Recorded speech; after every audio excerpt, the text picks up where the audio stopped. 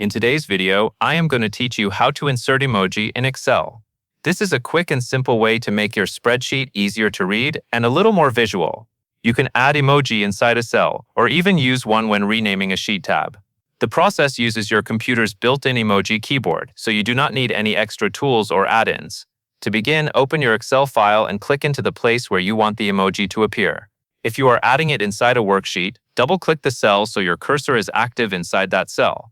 If you want to use an emoji in a sheet tab name instead, select the tab and right-click it, then choose Rename so the cursor appears in the tab name. Once your cursor is in the right spot, open your computer's emoji keyboard. If you are using Windows, press the Windows key and the period key at the same time. You can also use the Windows key and the semicolon key. If you are using a Mac, press Command, Control, and the spacebar together.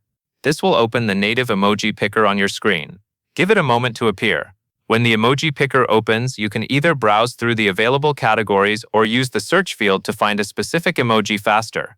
For example, you might type a word like checkmark or fire to narrow down the results. This is especially helpful if you already know the kind of symbol you want to use. When you find the emoji you want, click on it. Excel will insert it exactly where your cursor is active. If you are working inside a cell, the emoji will appear in that cell. If you are renaming a sheet tab, it will appear as part of the tab name. This makes it easy to label sections visually and organize your workbook more clearly. After the emoji is inserted, press Enter on your keyboard to save the change. That confirms the edit and keeps the emoji in place. That is all there is to it. You now know how to insert emoji in Excel using the built-in keyboard on Windows or Mac.